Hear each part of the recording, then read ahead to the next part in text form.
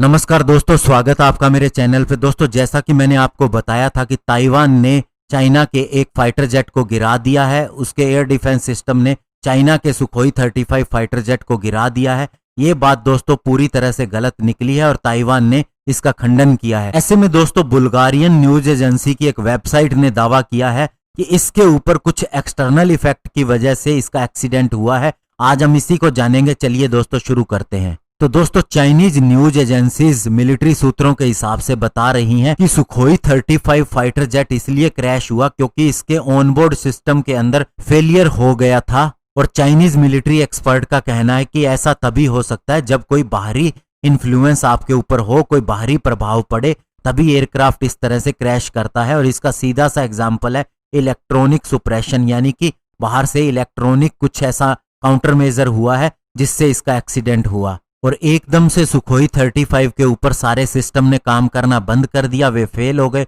और पायलट इसके अंदर कोई भी कंट्रोल नहीं कर पाया।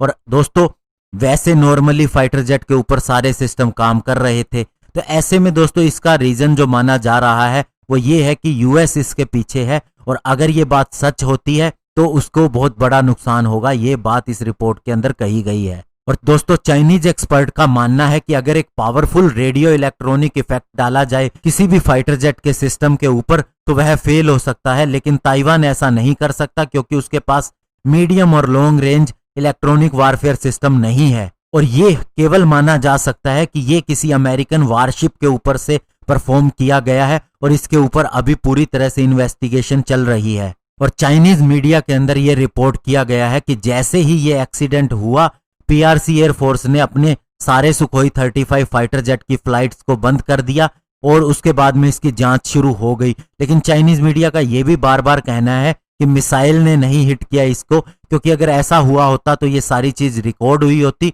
और साथ ही इसके कॉन्सिक्वेंसेस भी शुरू हो गए होते और एनिमी को हमने डिस्ट्रॉय करना शुरू कर दिया होता।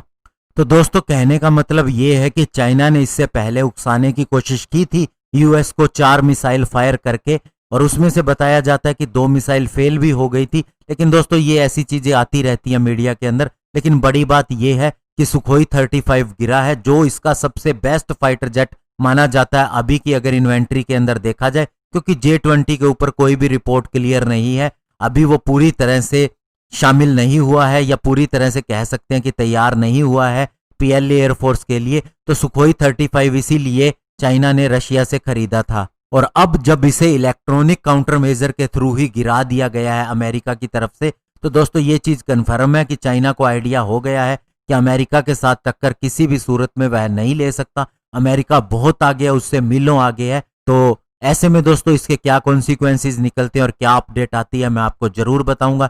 धन्यवाद। जय हिंद।